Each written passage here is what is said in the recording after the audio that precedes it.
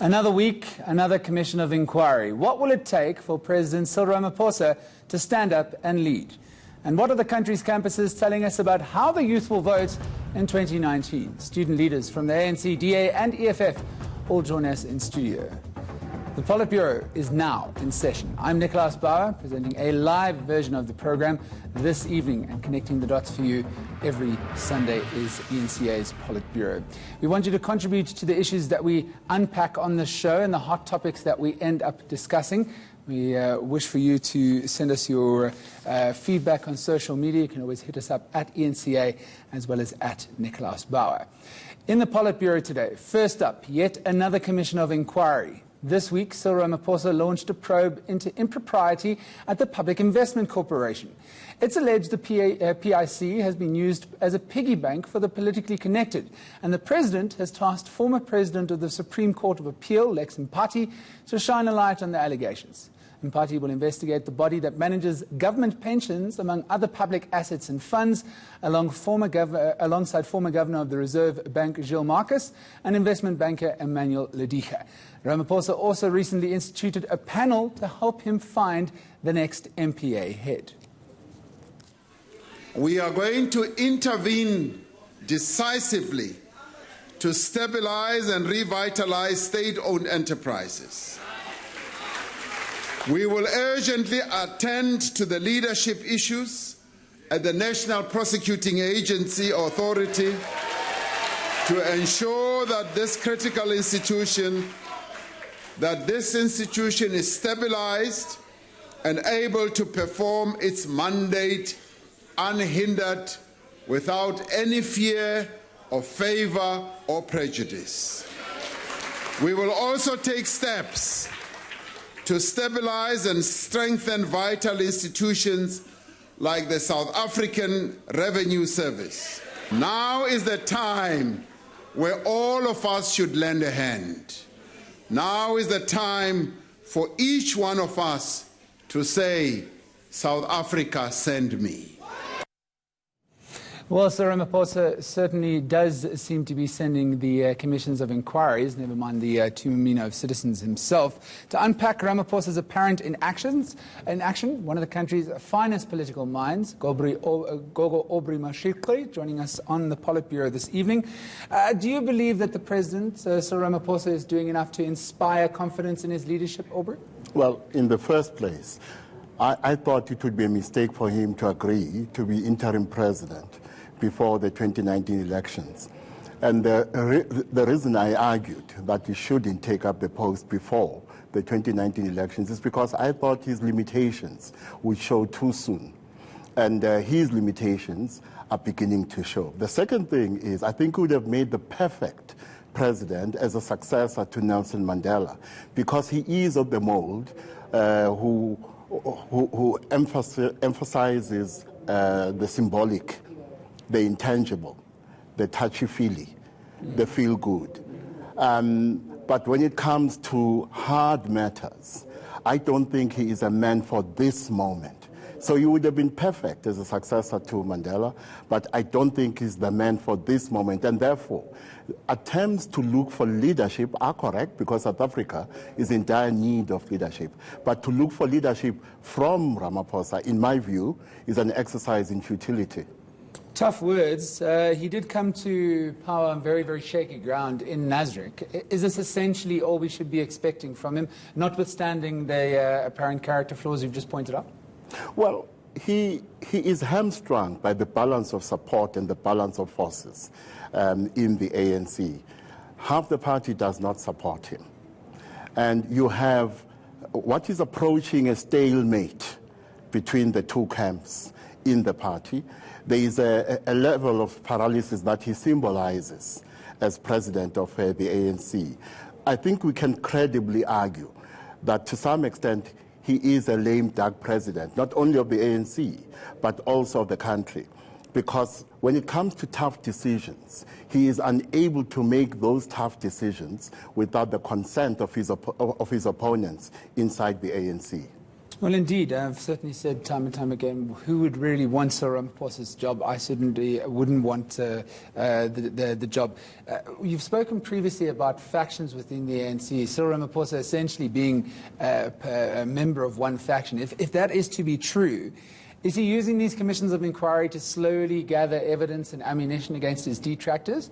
Or is he attempting to be seen to be doing something, thereby illustrating how actually weak he is? Instead of acting, he's just seen to be acting. Well, he is a victim of expectations. I think he's drowning under the weight of unrealistic expectations on the part of those who are infected by Ramaphosa. And I think what he is responding to in part is the fact that the Ramaphosa index is falling and is falling quite sharply. Remember that when governments institute commissions of inquiry, they do so for certain reasons. First of all, they do so to buy time when they are not sure about what it is they should do. And secondly, they do so to give the appearance of action when actually the term is being characterized by paralysis or inaction. With Ramaphosa, the Ramaphosa brought about the expectation that with his presidency will come a tough stance towards rent-seeking, corruption, state capture, and so on. And as I keep on saying, and as I will keep on repeating, that Ramaphosa was in part based on the idea that battles in the ANC and battles within the state are battles between angels and devils. When, of course, what we know, those of us who've been observing politics for some time, is that these are battles between angels with horns and devils with halos, and what they have in common is a God complex. And because they suffer from a God complex, they do not understand the limits of their own power, and therefore make the strategic mistake of thinking that the actions of their opponents are always predictable. And he's discovering that the actions of his opponents are not always predictable. Hence, what we see with the Zondo Commission. It was intended to be Jacob Zuma's grave, but Jacob Zuma's opponents are beginning to fall into that grave. Expectations, though, is this expectations that have been set by Cyril Ramaphosa himself, or is this just an expectant public? South Africa has this this habit of expecting a leader to come out of nowhere, some sort of messianic figure to solve all of the country's problems. Well, I usually say that South Africa tends to swing between hysterical pessimism and hysterical optimism. During Jacob Zuma's time, South Africa was seized by a sense of hysterical pessimism because we were going through what Arthur Koestler refers to as darkness at noon, the title of his book. So we went through this darkness at noon. And I think it's not surprising that there was expectation that the darkness of noon would be followed by a new dawn, which in my view is a false dawn or no dawn at all. So we have swung from the hysterical pessimism of the Zuma period to the hysterical optimism of Ramaphosa. Neither hysterical pessimism nor hysterical optimism are good for us, because what they do is to lower the collective intellect or IQ of the country. But, Gogo, I mean, is this not offering an ideal chance to be bold on Ramaphosa's part? There's no time like the time of a crisis to enact some bold and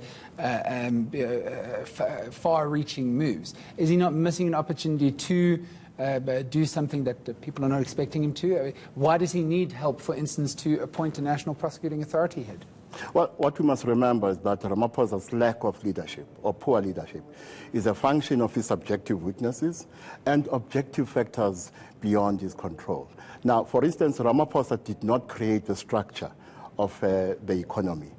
But also, when you look at the fact that the crisis in South Africa is deeper than the crisis in the ANC, but is a generalized political crisis, it means that to solve our economic, social, and political problems, we cannot look to one man. This idea that a powerful man will be our salvation is very wrong. We need to look elsewhere for solutions. And in this case, we need to look much broader than a single figure, such as Cyril Ramaphosa, especially since, as I say, he is not the man for this moment. I am also in doubt that the ANC is the ruling party for this moment. And when I look at the alternatives themselves seem hollow. So one of the things we must accept is that ours is a generalized political crisis, and the crisis inside the ANC is only a small part of that generalized political crisis. A final word from you then, Aubrey. Where do the current balance of forces lie? Some would argue that Cyril Ramaphosa is slowly but surely making inroads within the NEC, providing more political cover for himself to do what's necessary for the country moving forward. Others just describing an entire stalemate. Where are we?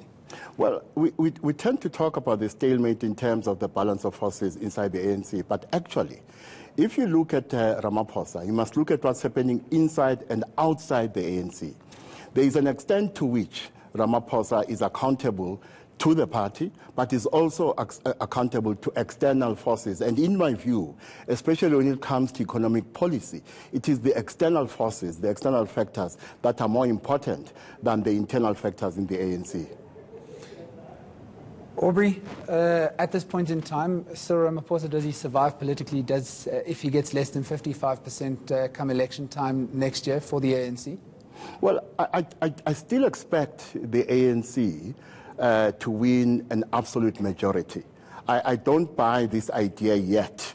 Things may change, but I'm not persuaded yet that a coalition government is in the offing in 2019. So I do think the ANC will win an absolute majority. Not because of Ramaphosa, despite Ramaphosa, but if the trend continues to go downwards, opportunistically, his opponents will blame it on him. Because there's this idea that has taken root that Ramaphosa represents the new order, Jacob Zuma represented the old order. For me, there's no new order or old order. It's the same ANC order. Therefore, South Africa is being failed not by the Ramaphosa order or the Zuma order, but it's being failed by the ANC order. Two sides of the same coin, if you will. Gogo Aubrey Matshiqi, thank you so much for joining us on Politbureau this evening. Coming up next, the country's campuses will play a key role in next year's general election. But what does it mean when student representative councils change hands? That's the topic of discussion with the young guns of the DA and the EFF joining us next on the Politbureau. Should be lit, as the young people say.